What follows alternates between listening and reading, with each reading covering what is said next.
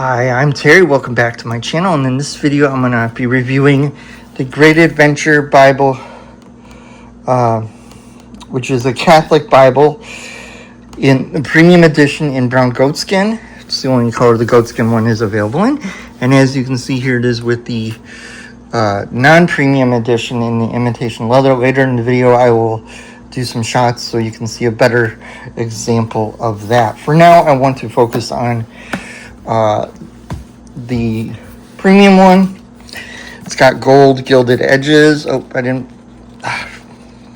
we go. It's got 3 ribbon markers, and on the side, if you look carefully, you can still see the thumb indexing like on the non-premium one.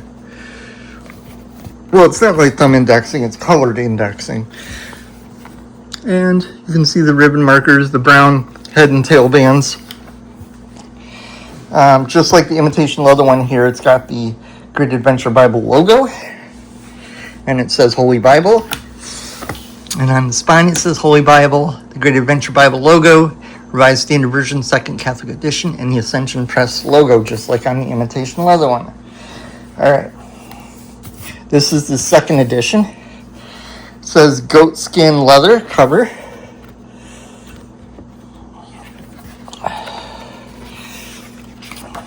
It's edge lined. It's got a presentation page, and then it's got family records section.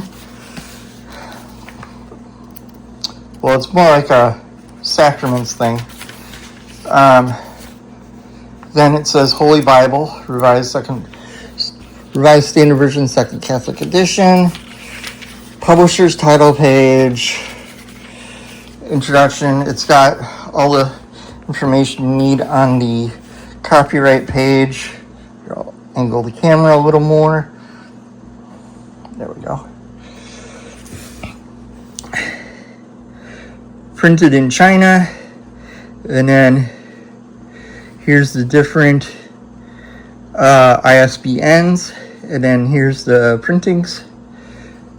I think that's what that is the printings.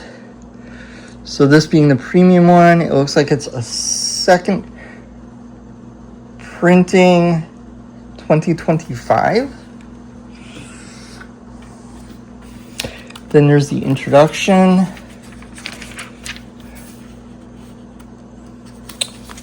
The Great Adventure Catholic Bible General Editors. And the Great Adventure Bible Catholic Bible Map Consultant. Books of the Bible. And then there's all this introductory stuff. And then here is a thing on how to use this Bible, which I don't remember that being in the 1st edition. Hopefully this will stay open long enough. Alright. I'll see if that's in the old edition. Oh, that closed up on us. That's right, I can get back to it in a minute. Let's see. After the table of contents. Oh, nope, there wasn't that how to use the Bible thing in the 1st edition. Alright, let's see. Let's go back to that. Alright, key features. Shows you all the different features.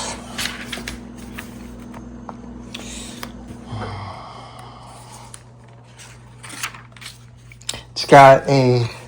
This wasn't in the 1st edition. This is a reading plan that goes with the Bible in a Year podcast, where you can check off in these boxes. I would recommend doing it in pencil if you're going to actually use that.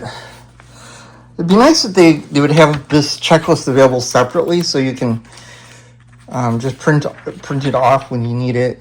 And then here's a thing on how to interpret the Bible, which is, you don't see a lot in Catholic Bibles, but you see quite a bit in Protestant Bibles.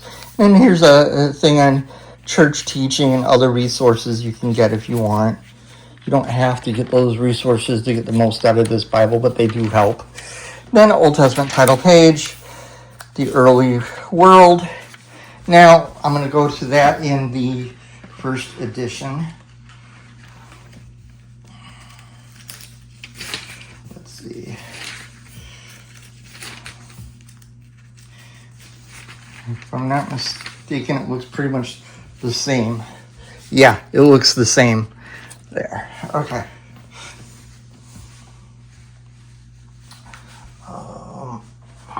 Just grabbing something off camera real quick. All right. I'm going to try and make this review kind of as brief as possible. So you got the article Early World, which was in the first edition, the article on the covenants,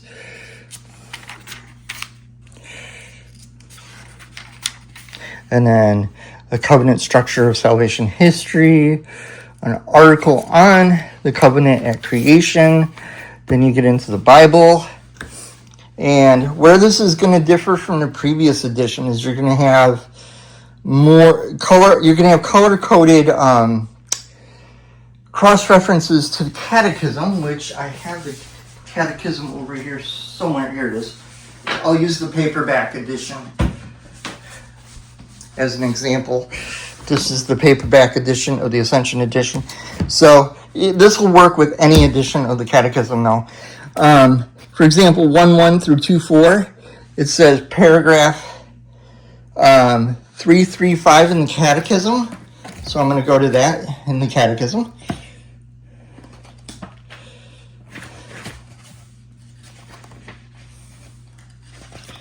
Let's see. Got to turn a page here.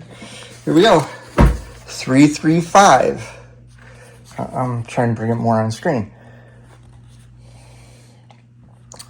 And then it explains this, which fits with the account of creation.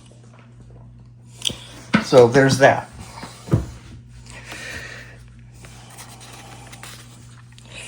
There are some notes down here about passages. Similar to the notes in that Ave Maria Catholic Note-Taking Bible. If you see my video on that. Okay. So that's the basic layout of this. And then as you come to each covenant, it gives you an article on them. And there's these call-outs like in the first edition. And then I'm going to go to, let's see. Every time you come to a new color, I'm skipping ahead a little here, you will get one of these pages. And these pages are also in the first edition. And then you're going to have the summary and all this introductory stuff like you usually find in a study Bible. And then you get into the book of Exodus. So that's how this Bible works. I'll go to a poetry section here and show you how the poetry layout is in it. So here's how poetry is laid out. It's going to have the same features as the rest of the Bible as far as footnotes, cross-references to the catechism. The paper in this is 40 GSM. So if you wanted to, you could put tiny notes in this tiny margin. But there is a note-taking edition of this edition where it's a single column text and then note-taking space like in the Ave Maria Press Catholic Note-Taking Bible.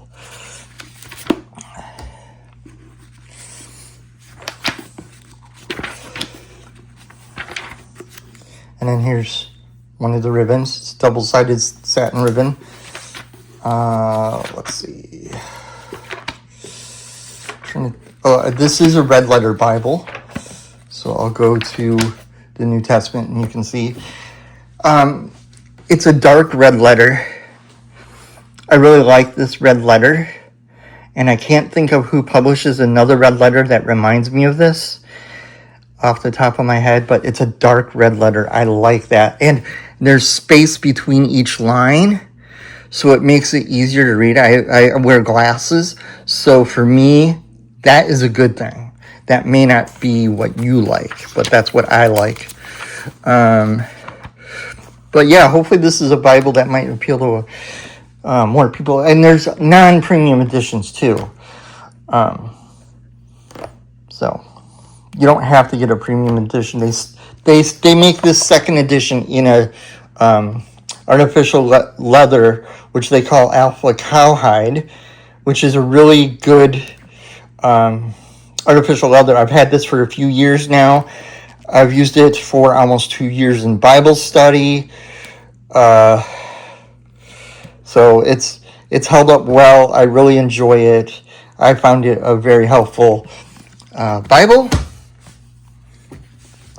I really enjoy using this version at Bible study because it's most of the materials we use actually use the Great Adventure Bible. You don't have to use the Great Adventure Bible. There are people at Bible study that don't. Sometimes I don't. Sometimes I use the Dewey Reams. And then there's also regular Bible cross-references like in most study Bibles. But those are just in black. So you can tell those apart more easily from the catechism ones. Now, one thing I'd like to do is start showing you how this compares to some other premium Bibles.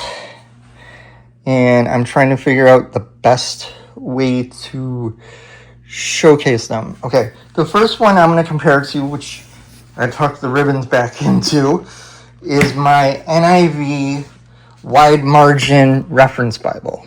This is a really cool Bible. It's got art gilding, so when you open it up, you see the blue here, which is really nice. It's got the blue accents on the page. The cross references are really neat, and there's about a 1-inch margin here, which you can make some notes. And this is a Protestant Bible. I still sometimes use the NIV because, it's a translation that means something to me, because when I was in high school and in, youth group, this was the translation we used. So I have good memories of using it, so I keep that around. And then another premium Bible that I have that I like a lot is my NASB Allen Readers. It's got a full yap, which is when the leather fully touches here. Well, this one, yeah, it pretty much touches. The full yap on my NLT one does better, but yeah, I really like this Bible. And one of the things I like about it, is the size of the font. This is basically the Lockman large print ultra thin, but this one is published by Allen, so it's got premium Bible paper, it's got the premium Bible ribbons, premium Bible cover, and this is a goat skin cover, just like the Great Adventure Bible and the NIV one I showed. So there's that. And then this one, if I remember right, is a black letter Bible. The NIV was black letter too, and I should have showed that. But let's see here. Let's get to the New Testament. And as you can see, it's black letter. So there's that. And then here's my other premium RSV. This one has not just the Catholic canon, but also the books used by the Orthodox Church, the Eastern Orthodox Church. I don't know how that little piece of dust got in there. Okay. Oh, I gotta scoot this forward. Scarlet Bibles come with this really neat thing about them. Hold on, I'm gonna move the Great Adventure Bible out of the way. Edge-lined, goatskin, leather cover, and I think this is a calfskin liner. I think it's a calfskin liner in the Great Adventure Bible too. It's got presentation page, marriages, births, deaths, and all that. Preface. Let's go to the biblical text.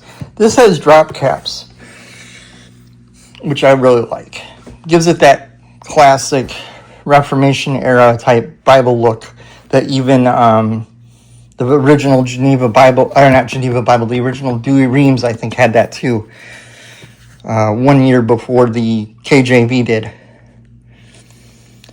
And this has really good cross-references, and it's got textual footnotes, meaning like alternate translations or explanations of original language terms. And it's paragraph format, like the Great Adventure Bible is. And then if we go to poetry, it's still single column, but it's poetry layout. I mean, double column, but poetry layout. And then we go to the New Testament, and as you can see, it looks like it's black letter. Yeah, it's black letter, because by now we're into where Jesus talks and stuff. So, and then I think, yeah, the Deuterocanonical books are after the book of Revelation, which is fine. I mean, it makes the book of Revelation stay open flat. So there's that. And this does lay open pretty flat pretty well, but so does the Great Adventure Bible. Let's go back to that because that's what this video is about. But that gives you an idea of how it compares to other premium Bibles. I like that when it's open, you can still see this color coding. So like if you're at a Bible study and they're like, oh, well, we read this passage in John, but then we need to jump back to Exodus, you can easily find Exodus. And there's 3 ribbon markers, which is awesome. I think every Bible should have at least 3 ribbon markers. That's one of the improvements from the first edition, is they added a 3rd ribbon marker. Here comes Max to give you his opinion. What do you think, Max? You like this Bible? Oh, guess he doesn't want to talk right now. All right. Oh, and let's see. I think if I remember right. Oh, yeah, here's the maps. They're on cards. They're like not cardstock, but they're like slick paper. I would like them to be more like the Skylar ones, where they're actually on Bible paper. It'd be nice if these were 40 GSM Bible paper. And then you got some cardstock back there. Overall, it's a really cool Bible.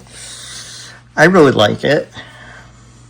But like I said, if premium Bibles aren't your thing, there are non-premium editions. There's a large print edition, there's the note-taking edition, there's the standard edition, and there's a paperback. And the paperback is like this, but it's the Great Adventure Bible. It has a different cover image than this Bible I'm going to show you. This is the first edition paperback. The new cover image is a different picture. And I think somewhere in the front cover it says second edition. And it's slightly thicker than this because of the slightly extra content added to the second edition. All right, the next section is just going to be not me talking, but it will be showing how these Bibles compare to each other, cover it closed so you can see the size difference.